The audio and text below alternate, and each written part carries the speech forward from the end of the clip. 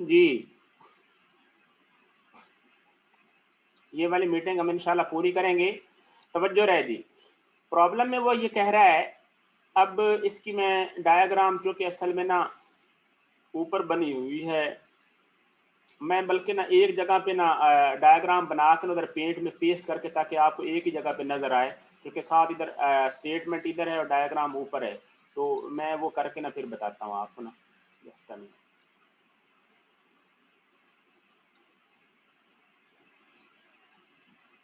Sir नमाज का time हो जाना है, पूरी ना करें मीटिंग। तो भाई जाके पढ़ आना यार नमाज, ठीक है ना। बाकी अच्छा जी, ये देखते जाएं,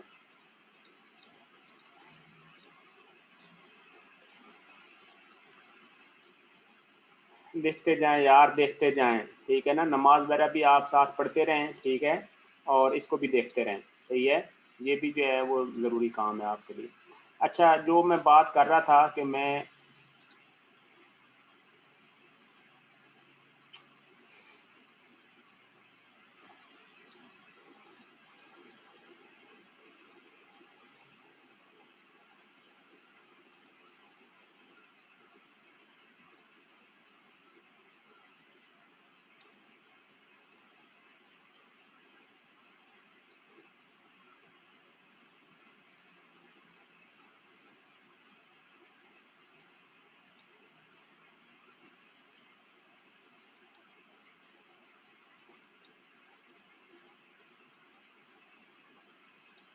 ये देखें जी, ये प्रॉब्लम में, ठीक है ना, वो आगे डायग्राम अलग दी हुई थी ताकि मैं आपको यहाँ पे समझा सकूँ, इकट्ठा ही मैंने डायग्राम इधर जो है वो लिखी है।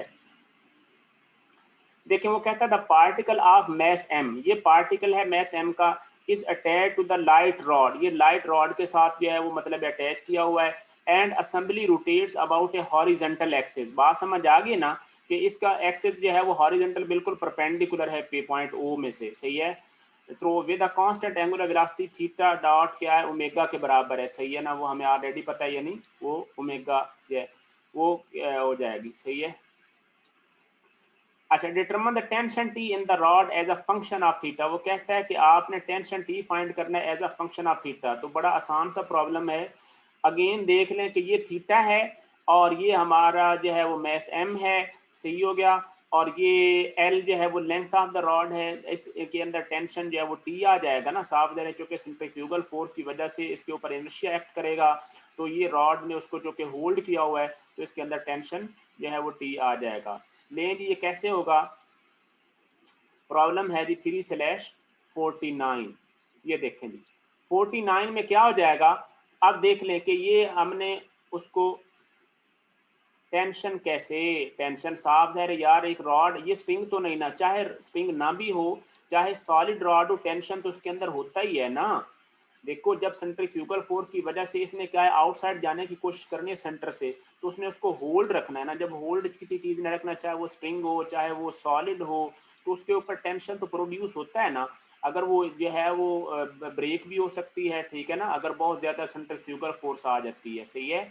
तो ये याद रखें कि ये हमने क्या किया, टी एक्सिस बना लिया और ये हमने बना लिया एन एक्सिस, ये देख लें, यानी एन एक्सिस किसके अलोंग होना है, वो रॉड के अलोंग होना है। एन एक्सिस क्या हो जाएगा, वो रॉड के अलोंग हो जाएगा, और टी एक्सिस क्या हो जाएगा, वो साफ जरे इस पे कर्व पे परपेंडिकुलर हो जाएगा, यानी टेंजेंट हो जाएगा। अब क्या हो जाएगा, टी किसके अलोंग हो जाएगा, वो एन एक्सिस के अलोंग हो जाएगा, वेट डाउनवर्ड आना है। और आप मुझे एक बात बताएं, ये एंगल थीटा है, तो टी का हॉरिजेंटल के साथ जो एंगल है वो भी थीटा होगा ना।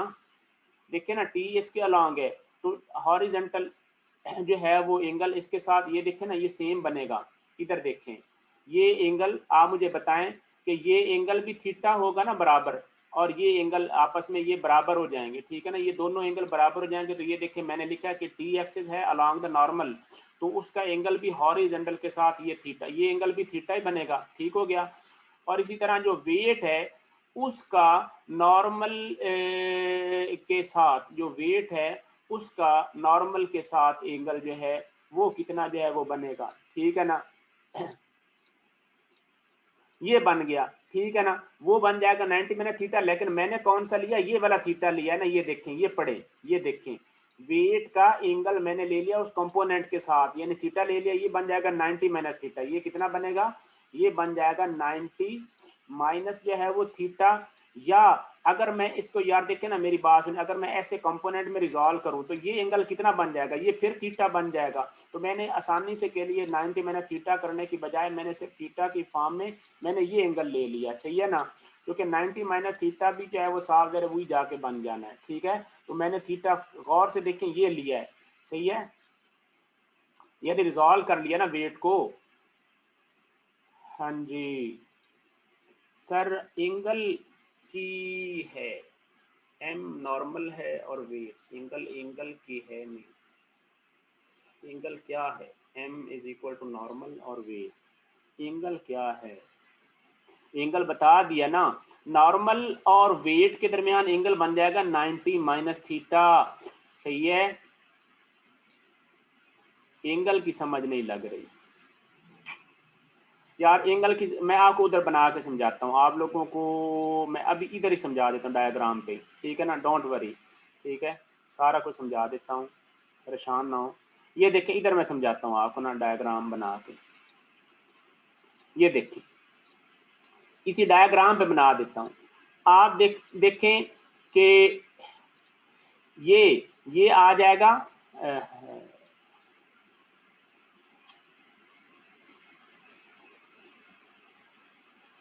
ये देखें ये आ जाएगा वेट, ठीक है ना। अब आप मुझे एक बात बताएं कि ये एंगल कितना बनता था, ये एंगल थीटा बन गया था ना, ये थीटा और ये थीटा आपस में बराबर हो गए। अब मुझे एक बात बताएं कि ये एंगल कितना बनेगा, ये 90 माइनस थीटा बनेगा ना। ये देखें अगर ये सीधा आ रहा है ये परपेंडिकुलर, ठीक है, 90 माइनस थीटा। लेकिन अगर मैं इसको इधर जो है वो ऐसे रिजॉल्व कर देता हूँ एन और टी के अलावा, तो क्या हो जाएगा, अब ये एंगल भी थीटा बनेगा ना।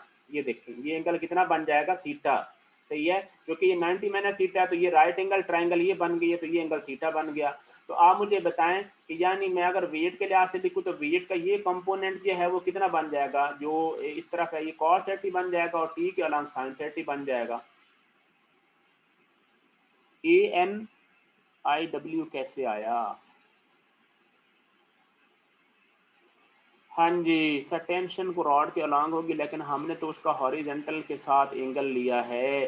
भाई रॉड के अलॉन्ग है तो एन और टी के अलॉन्ग रिजॉल्व किसने करना है, देखो टेंशन तो रॉड के अलॉन्ग है ना, बिल्कुल, मैंने कब कहा कि वो नहीं है, सही है ना जी। अब ये एक दफ़ा सोल्यूशन देखें फिर आपको समझ आएगा, आप कंफ्यूज ना हो, तवज्जो रहे। ये देखें तो टी है रॉड के अलॉन्ग, तो उसका हॉरिजेंटल के साथ वैसे एंगल मैंने थीटा बना दिया ना। अब देखते हैं समेशन ऑफ एफ एन देखते हैं तो वो किसके बराबर हो जाएगा, ये देख लें टी आ गया और ये कंपोनेंट वेट का किसके बराबर है, जो ये वाला कंपोनेंट है थीटा क्लास से ये साइन थीटा बनेगा और ये अब बन जाएगा कॉस थीटा, ठीक है ना। तो नॉर्मल डायरेक्शन में आप देखें कि ये कंपोनेंट कितना बन रहा है, डब्ल्यू का साइन थीटा, ये वाला, सही है, तवज्जो रहे, ठीक है ना। ये देखें तो डब्ल्यू साइन थीटा बन गया है, ठीक है। या आप लिख लें cos 90 माइनस थीटा आ जाएगा, अगर आप थीटा इधर वाला लेते हैं तो ये साथ क्या हो जाएगा cos 90 माइनस थीटा और वो भी साइन थीटा के बराबर हो जाएगा एंड पे। तो ये एम वी स्क्वायर आ जाएगा और आपको पता है कि रो वी स्क्वायर बाई रो को आप क्या लिख सकते हैं, रो वी स्क्वायर ओमेगा स्क्वायर लिख सकते हैं ना। यानी आपको पता है, आपने पढ़ा है कि एन किसके बराबर होता था, वो होता था रो बीटा डॉट स्क्वायर और बीटा डॉट किसके बराबर होता था, ओमेगा, ये पता है ना फार्मूला का। तो हमने क्या है वो फार्मूला जो है वो ये लिख दिया है, ठीक है। तो ये आ जाएगा, अब रॉ किसके बराबर है, वो एल के बराबर है और ओमेगा ओमेगा स्क्वायर के बराबर है, ठीक है। सर वो क्यों है, क्या क्यों है सर, वो क्यों है किया है और वो क्यों किया, पता नहीं किसकी बात कर रहे हैं। देखें बात सुने कि टी किसके बराबर हो जाएगा, आई डब्ल्यू, ये आई ओमेगा स्क्वायर, आई कहाँ पे आ गया, एल ओमेगा स्क्वायर कह रहा है यार। देखिए मेरी बात सुने, सिर्फ वैल्यूज नोटेशन डिफरेंट है ना।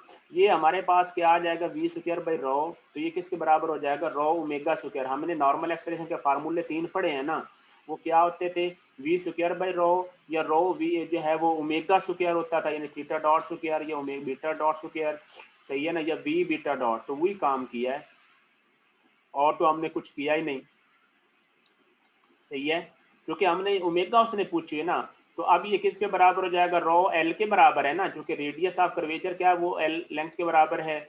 और ओमेगा स्क्वायर के बराबर आ जाएगा। यहाँ से टी निकालना है तो टी किसके बराबर हो जाएगा, M L omega square minus ये देखिए W J M G sine theta, M common ले लिया, L omega square minus G sine theta. तो ये आंसर आ गया है टी का जो थीटा के फॉर्म में। इतना सा प्रॉब्लम था, आसान सा जी। अब कोई क्वेश्चन है तो कर लें, जल्दी करें। If you have any question now you can ask.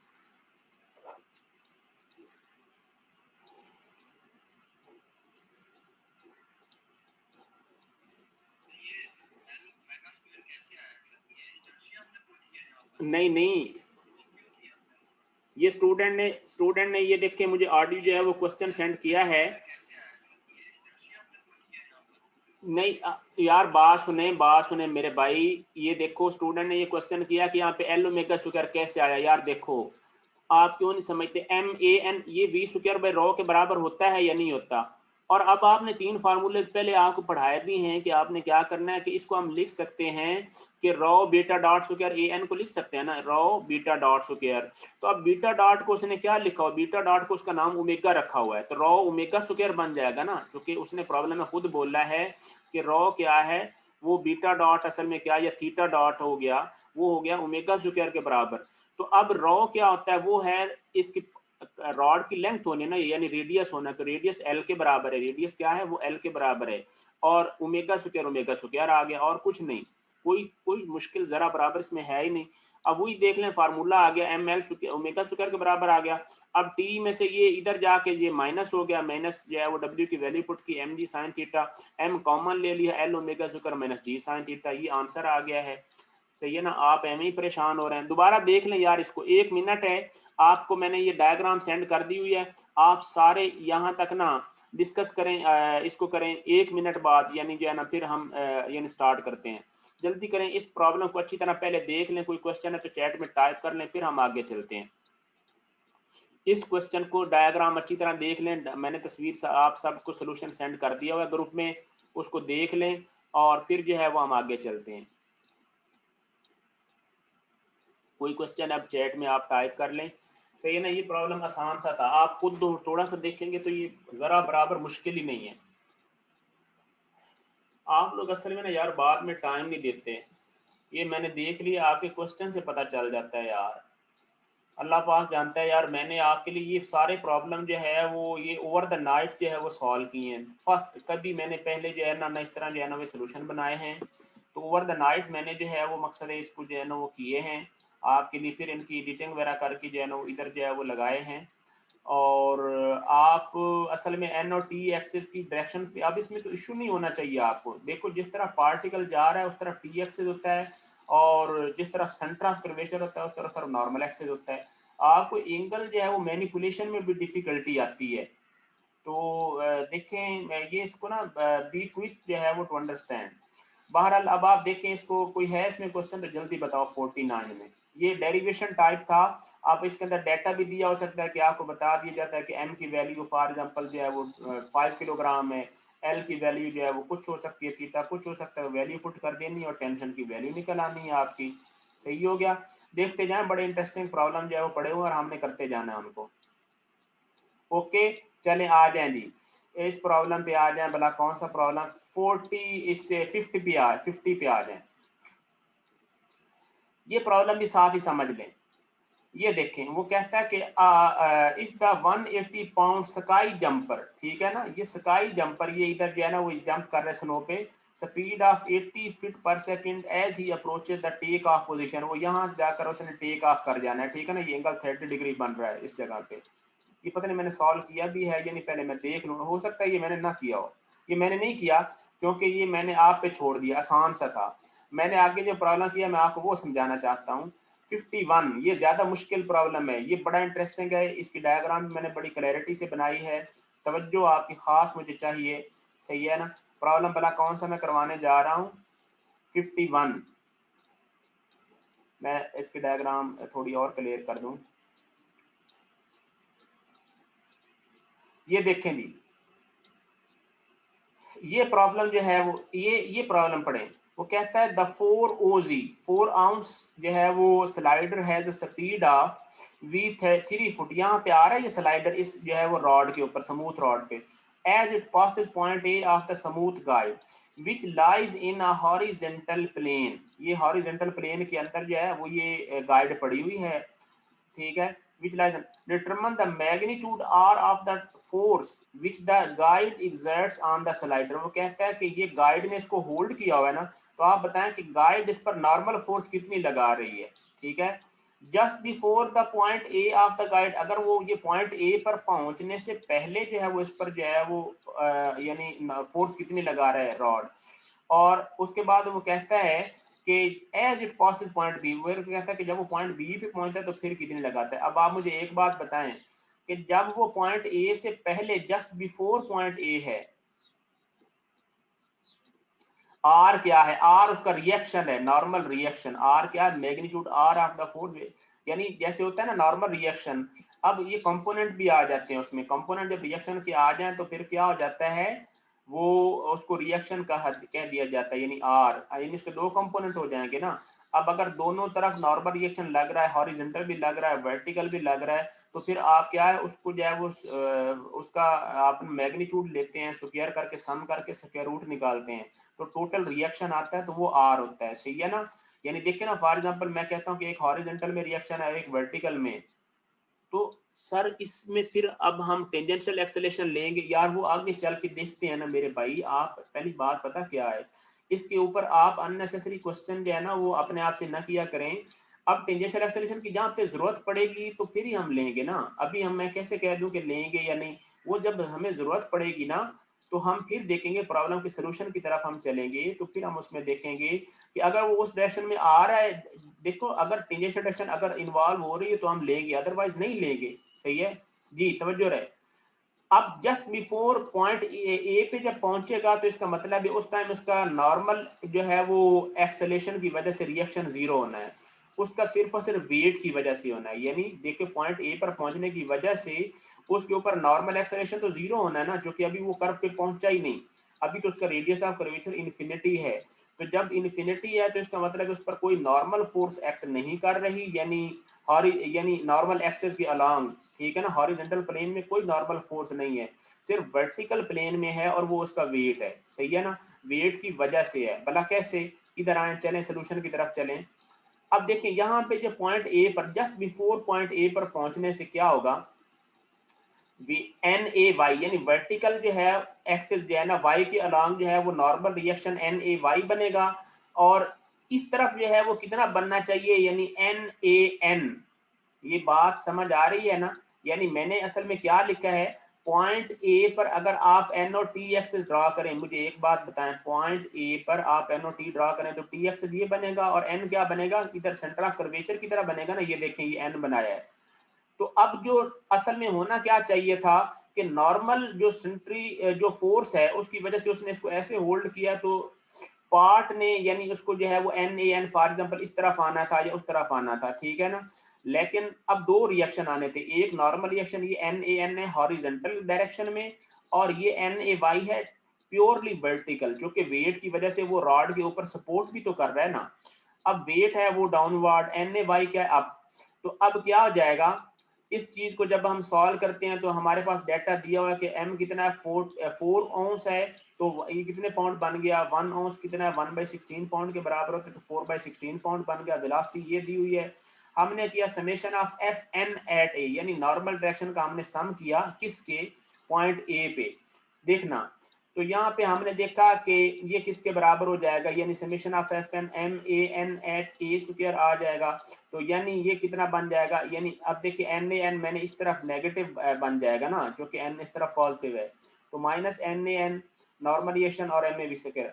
लेकिन अब क्या है, बिफोर जस्ट रीचिंग ए क्या हो जाता है, बिफोर रीचिंग ए, ये देखें जस्ट बिफोर रीचिंग रो जो है वो बन जाता है क्या, वो बन जाता है इंफिनिटी, सही है। तो इसका मतलब है एन में एन जीरो आ जाएगा ना, अगर जस्ट बिफोर की बात है तो वो फिर जीरो आ जाएगा। फिर हमने किया कि इससे तो हमारा यानी नॉर्मल रिएक्शन यानी नॉर्मल डायरेक्शन में तो हमारा जीरो आ गया। अब आ गया, ये प्रूव कर दिया, हालांकि आपको वैसे भी पता है कि चूंकि वो कर्व के अंदर पहुंचा ही नहीं, तो नॉर्मल जो है ना वो उसका आ जाना है जीरो, नॉर्मल रिएक्शन जो इसकी वजह से आना है फोर्स की वजह से, कर्व की वजह से।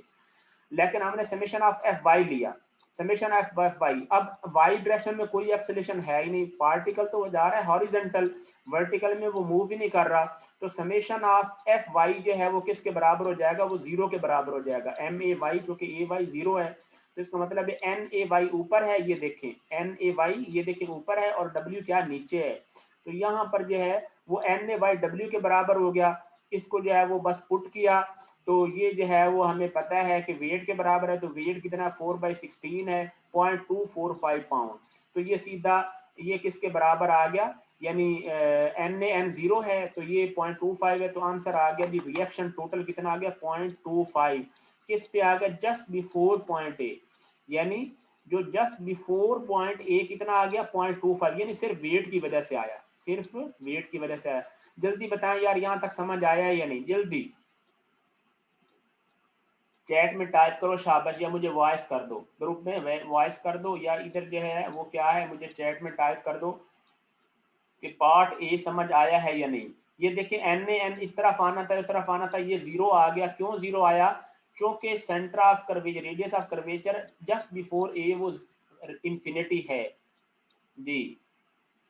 सर 16 से डिवाइड करने से मैस आएगा या वेट, सुने 16 से डिवाइड करने से मैस वेट नहीं आना, वो वेट ही रहना है, सिर्फ ये है कि जो आउंस है ना ये छोटी यूनिट है, जैसे ग्राम नहीं होता, अगर आपने ग्राम को किलोग्राम में करना हो तो आप क्या करेंगे 1000 पर डिवाइड करते हैं, इसी तरह 1 पाउंड जो है, यानी जो 1 आउंस होता है वो 1/16 पाउंड के बराबर होता है, यानी 1 आउंस किसके बराबर होता है, वो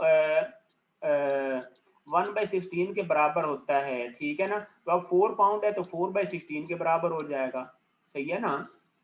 1 आउंस किसके बराबर होता है 1/16 पाउंड के बराबर है, तो जो कि आपने पाउंड में यूनिट यूज करनी है ना, तो ये वजह है। ओके, तो ये 4/16 पाउंड में ही है, मैस नहीं निकली, मैस निकालनी है तो फिर 32.2 ग्रेविटी पे डिवाइड करना पड़ेगा, याद रखें।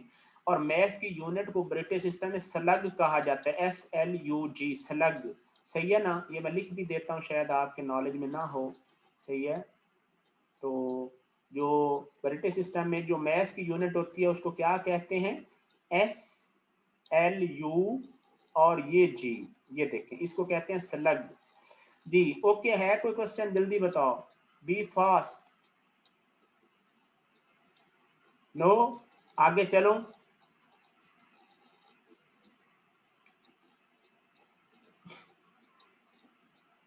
नहीं पूछना कोई क्वेश्चन, अब ए पार्ट जो है वो इसमें आ जाएगा, हाँ स्लग, बिल्कुल स्लग SLUG, ये कहते हैं मैस को ब्रिटिश सिस्टम में। और ये पाउंड को स्लग बता तो दिया भाई, जो ब्रिटिश सिस्टम में जो पाउंड वेट होता है उसको 32.2 पे डिवाइड करें तो जो वैल्यू आती है उसको स्लग कहा जाता है, ठीक है जी। ओके या नहीं, अब बात पार्ट ए समझ आया है या नहीं आई है मुझे बताएं,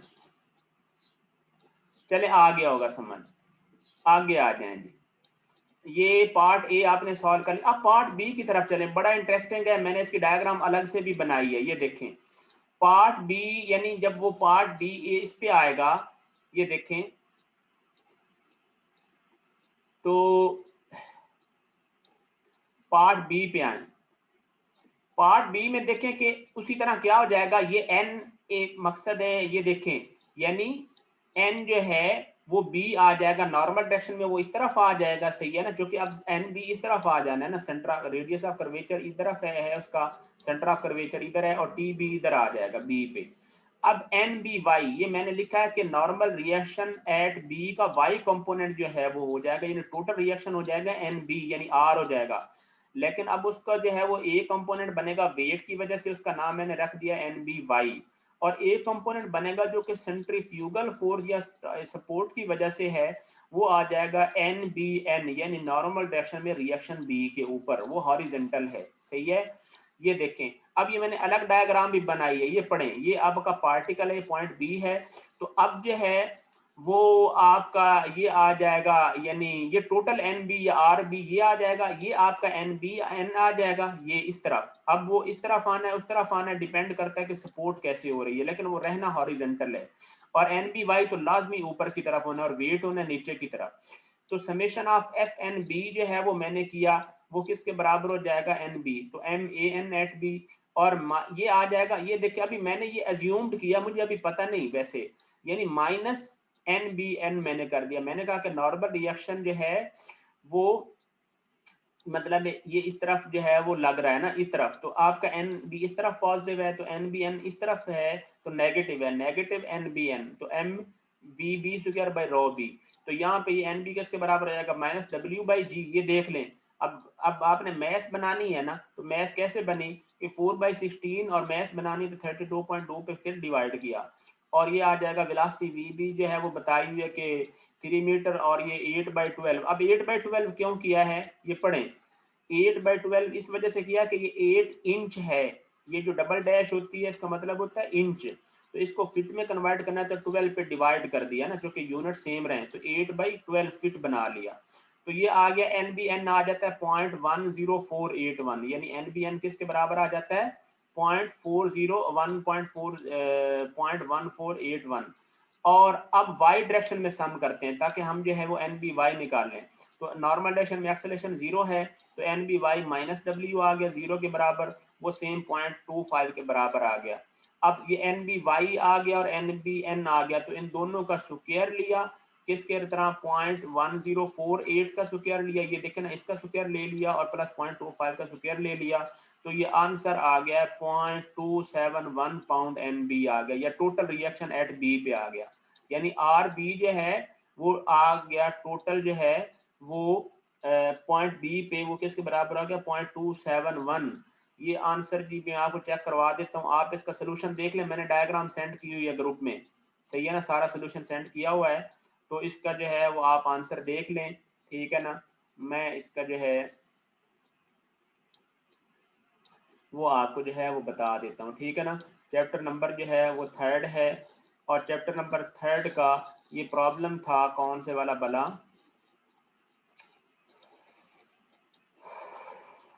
प्रॉब्लम था जी 51, सही है ना। तो ये प्रॉब्लम है जी 51, ये चेक करें, इसका ए पार्ट का 0.25 पाउंड है और बी पार्ट का 0.271 है। अब आप चेक करें एग्जैक्ट आंसर है या नहीं, ये देखें, आपको जूम करके दिखाता हूँ। 51 ए केस में 0.25 पाउंड है और बी केस में 0.271 है, तो ये ऐसे आना मेरे भाई मुश्किल नहीं है, लेकिन ये प्रॉब्लम इंटरेस्टिंग होते हैं, आपको ये समझ आ जाए तो फ़ायदा तो आपका ये, अगर आप आसान आसान प्रॉब्लम करें तो लाइफ में आपको फ़ायदा नहीं है, आप मुश्किल प्रॉब्लम को समझने की आदत डाल लें। मुश्किल मतलब नहीं है सिर्फ डायग्राम के अंदर फोर्सेस को देखें कि कैसे है। ये एन बी जो है वो असल में आर है, ये एन बी क्या है, ये आर है रिएक्शन, वो इन दोनों का जो है वो स्क्वायर करके सम करके स्क्वायर रूट लेंगे तो वो आ जाएगा, वो ये आर निकला हुआ है। अभी बताओ कोई क्वेश्चन है, जल्दी जल्दी शाबाश टाइप करो, नहीं क्वेश्चन कोई। अब ये प्रॉब्लम मैंने सॉल्व करवा दी है। सर कहता है एरोज की समझ नहीं लगी, एरोज की समझ कैसे नहीं लगी बताएं मुझे जी। देखें एरो, ये देखिए एन बी वाई ऊपर आ गया, एन वेट नीचे आ गया, इधर आ गया एन बी एन। अब मुझे एक बात बताएं, एन बी एन जब मैंने ये सॉल्व किया है, ये देखें ना सारा, तो ये नेगेटिव आ गया ना, यानी मुझे एक बात बताएं, आपका ये जो है वो एम ए एन बी इस तरफ आना है। अब इसका मतलब है ये माइनस एन बी एन जो है मैंने अज्यूम किया ना, चूंकि अभी मुझे पता नहीं है, कंफर्म नहीं है कि ये जो है वो हो सकता है, देखो रॉड पे डिपेंड करता है कि वो रॉड की ये साइड सपोर्ट कर रही है या वो साइड सपोर्ट कर रही है, ये असल में उस पर डिपेंड करता है, ठीक है। तो ये आंसर ये आना चाहिए था नेगेटिव, लेकिन हमने तो जो कि मैग्नीट्यूड निकालनी है, तो मैग्नीट्यूड में स्क्वायर हो जाता है, तो इस वजह से क्या है वो हमने इसको लिखा नहीं, ठीक हो गया। तो ये बात है, हमें जो है वो नॉर्मल रिएक्शन ये आ गया, और ये ठीक है। चले जी, अब ये प्रॉब्लम जो है वो मकसद हमारा हो गया। अब ये लास्ट जो है वो आपको ये प्रॉब्लम जो है वो लास्ट, ये देखना आसान सा है, सिंगल जो है वो स्टेप का बड़ा इंटरेस्टिंग। ये देखें, ये डायग्राम अगले पेज पे मैंने जो है वो देखें आपके लिए जो है वो ऐसे बनाई है, ये देखें, ये आपके समझाने के लिए कि ऐसे उस जो है वो उसको कट किया गया है उस रॉड को, और ये वाली इस तरह आ रही है, ये देखें हमारे पास, अगर ये सही डायरेक्शन आप देखें ना, तो ये इस तरह एग्जैक्ट बनती है। ये वाई एक्सेस है, ये एन बी है और ये टी बी है, ये पॉइंट बी है आपका। अब क्या है, ये देखें ये एन बी एन आ गया, ये देखें ये आ जाएगा एन बी एन, ये इस तरफ, और ये एन बी वाई इस तरफ आ जाएगा। ठीक है, ठीक है, ये अंदर की तरफ जाने तो इसको जो है वो रिएक्शन इस तरफ जो है वो रॉड ये है वो ये देगा। ठीक है, तो ये निकाला है। ये देखिए मैंने आपके लिए डायग्राम अलग, ये मैंने इसको ऐसे कट किया, ये कटिंग प्लेन है। कटिंग प्लेन जब इसको कट करेगी तो ये वाली डायग्राम एक्चुअल बनेगी। ये मैंने इलेबोरेट करके बड़ी सी डायग्राम जो है बनाई है आपके लिए। आ जाए जी भला प्रॉब्लम नंबर 52 पे। ये प्रॉब्लम नंबर 52 देखें जी, वो कहता है कि अ जेट ट्रांसपोर्ट प्लेन, तवज्जो रहे, a jet transport plane flies in the trajectory shown, ये जेट ट्रांसपोर्ट जा रहा है to allow the astronaut to experience the weightless condition similar to that about orbiting spacecraft। वो कहता है कि उसने weightless होना है। ठीक है, if the speed at the highest point is 600 mile per hour, what is the radius of curvature rho necessary to exactly simulate the orbital free fall environment। सही है ना, ऑर्बिटल फ्री फॉल एनवायरनमेंट। अब आप देखें, आप मुझे एक बात बताएं, बिल्कुल उसी तरह आपने एन और टी एक्स से ड्रॉ कर लेने हैं, एग्जैक्टली वो वर्टिकल है, तो एन नॉर्मल नीचे की तरफ आ जाएगा। अब आपका एक्सेलेरेशन जो है वो डाउन आ जाए। ये देखें कैसे सॉल्व किया है, तवज्जो दे, ये 1600 माइल ये वेलोसिटी आ गई है, एन कितना आ जाएगा। अब इसके अंदर बात सुने, एन कहाँ पे आ गया। अब इसके अंदर जो पैसेंजर्स हैं ना उनको देखना है ना कि एस्ट्रोनॉट्स हैं, अलाउ एस्ट्रोनॉट्स। तो एस्ट्रोनॉट्स का आपको कहें कि अगर उनका वेट जो है वो कितना है, फॉर एग्जांपल उनका वेट है W, तो उनमें से हर एक पर जो रिएक्शन, जो कि उनको सिर्फ पार्टिकल ट्रीट किया गया ना, तो उन पे रिएक्शन क्या लग रहा है, वो n लग रहा है। उन पे जो रिएक्शन लग रहा है वो क्या है, वो n है, और वेट उनका नीचे की तरफ है, और वो क्या है, वो ये है। तो n एक्सिस नीचे की तरफ आ गया और ये रो आ गया। अब हमने इसको करना कैसे, फार फ्री फॉल क्या हो जाएगा। अब आप मुझे एक बात बताएं कि अगर जो इनका ये फ्री फॉल है, देखियो, तो इसका मतलब है कि उनको नॉर्मल रिएक्शन अंदर 0 मिल रहा होगा ना। बात समझ आ रही ना। अगर देखो एक चीज है फ्री फॉल, तो इसका मतलब है उसको सपोर्ट नहीं हो रही, तो वो फ्री फॉल जो है वो मतलब फील कर रहे हैं, तो इसका मतलब है उनको रिएक्शन जो है वो क्या हो जाएगा, बात समझ आई, वो 0 हो जाएगा। फार फ्री फॉल के लिए n 0 हो जाएगा। यानी उनको ये लगेगा कि भाई ये जो है वो हमें कोई सपोर्ट नीचे से हो रही, हम नीचे गिर रहे हैं। जब हम नीचे गिर रहे हैं तो इसका मतलब है हमें रिएक्शन 0 आ गया ना नॉर्मल। तो इसका मतलब है हमारे पास फोर्सेस वर्टिकल में कितनी आ गई, एक्चुअली तो आनी चाहिए थी W माइनस n आना चाहिए था, और ये किसके बराबर होना चाहिए था, M V square by rho, यानी एम में एन के बराबर आना चाहिए था। लेकिन एन जो है फ्री फॉल के लिए 0 हो गया, तो इसका मतलब है वेट जो है वो सारा इनर्शिया के बराबर आ गया। सही है ना, वेट बराबर हो गया टोटल इनर्शिया के बराबर। तो वेट देखें हमने क्या है, वो W, इधर W m को W बाई जी लिख सकते हैं, W के साथ W कैंसिल हो गया, तो वेलोसिटी आ गई स्क्वायर रूट ऑफ रो जी। तो रो जी जो है वो किस, यहाँ से रो आपने फाइंड करना है, तो रो किसके बराबर हो जाएगा, सीधी बात है वो आ जाएगा, यानी वी स्क्वायर, सही है ना, बाई जी आ जाएगा ना, वी स्क्वायर बाई जी आ जाएगा। अगर आपने सिर्फ रॉ निकालना है तो वी स्क्वायर बाई जी बच जाएगा। ठीक है, तो ये जो है वो वैल्यू पुट की, तो ये आ जाएगा 2449.689, यानी ये बन जाता है जी अप्रोक्सीमेटली 20,000 फीट बन जाता है। अब इसमें जो आगे 49 है उसको उसने इग्नोर कर दिया, ये जो 49 फीट अलग आ गया ना, ये माइल में 4.55 माइल आ रहा जाता है। ये मैंने वैसे आपकी अंडरस्टैंडिंग के लिए सॉल्व कर दिया है कि 49.689 can be neglected as compared to 1000 जो है वो फीट के मुकाबले में। क्योंकि देखे ना, उसने सिर्फ आसानी के लिए राउंड ऑफ करके आंसर लिखा है। अब ये कितना बन जाता है, 24,049 बनता है ना, तो इसका मतलब है कि अगले 1000 में से सिर्फ 49 फिट आता है, तो उसको उसने उस हाइट के ऊपर इग्नोर कर दिया है। सही है, तो उसने जो है वो short value radius of curvature की ली है, वो 24,000 फीट ली है। तो ये कितना फर्क होता है, 5% का फर्क आता है, तो उसको उसने निगलेक्ट कर दिया। सही हो गया। ये आंसर भी आप चेक करें, प्रॉब्लम नंबर था 3/52। ओके हो गया। तो ये देखें 24,000 फीट आ गया। ओके हो गया। अब कोई क्वेश्चन है तो कर लो, और 4 मिनट जो है वो रहते हैं। सही हो गया। तो साथ जो है वो ये प्रॉब्लम जो है वैसे आसान सा है, ये आप देख लेना, प्रॉब्लम आगे देख लेना और इंशाल्लाह हम कल जो है वो करेंगे और देखेंगे इसमें जितने प्रॉब्लम हो जाते हैं वो ठीक है, बाकी आप इस तरह के रेलेवेंट कर लेना। आपकी बेस बन गई है, अभी कोई क्वेश्चन है तो कर लो। वैसे एक प्रॉब्लम जो है ना वो ये प्रॉब्लम भी उसी तरह का है, ये देखें, आप देखें कि in the design of A space station, in the design of a space station to operate outside the earth gravitational field, it is desired to give the structure a rotational speed n which will simulate the effect of the, हाँ जी ये problem सारे करने हैं। अच्छा जी, तो ये यार इस प्रॉब्लम को जो है देख लेना आप लोगों का, इसको जो है वो देख लेना, लेकिन अभी आप क्वेश्चन कर लेना, अभी मैंने टाइम दिया, आप क्वेश्चन ही नहीं कर रहे मेरे से।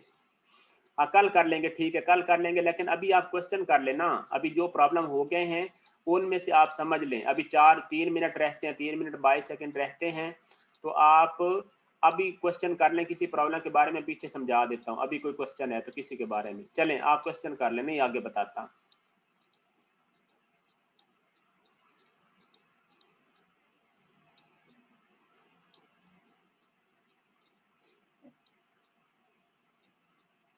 किसी प्रॉब्लम के बारे कोई क्वेश्चन है तो कर लें।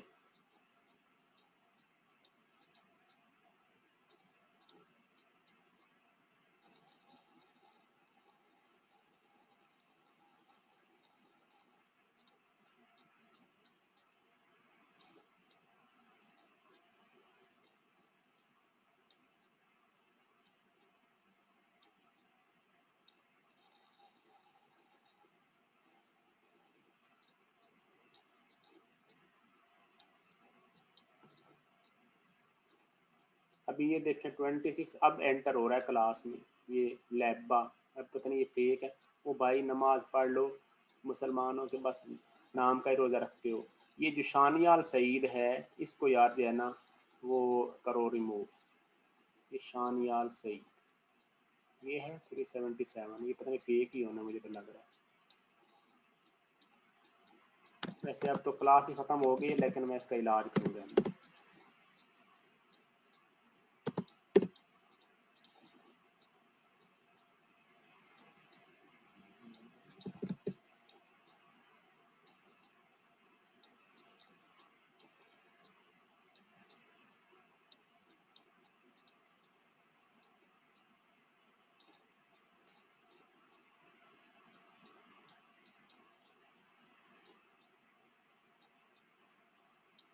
ये लड़का ये 377 है शानियाल सईद, डोंट वरी, सही है ना, इसकी चैट मेरे पास महफूज है, मैं देख लूँगा इसको।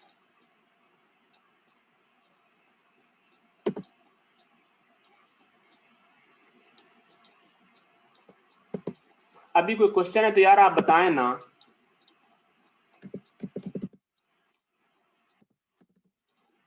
यार ये इधर शो ही नहीं हो रहा जलील का बच्चा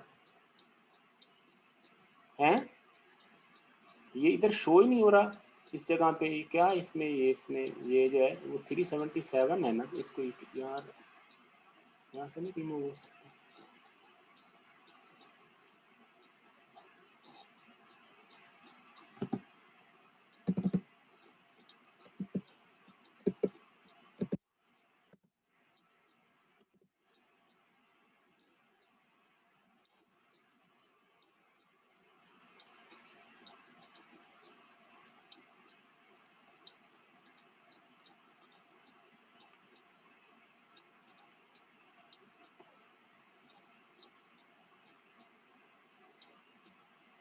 हाँ जी कोई क्वेश्चन है, अभी अभी भी 1 मिनट रहता है, आप उसमें जो है वो कर लें, सही है।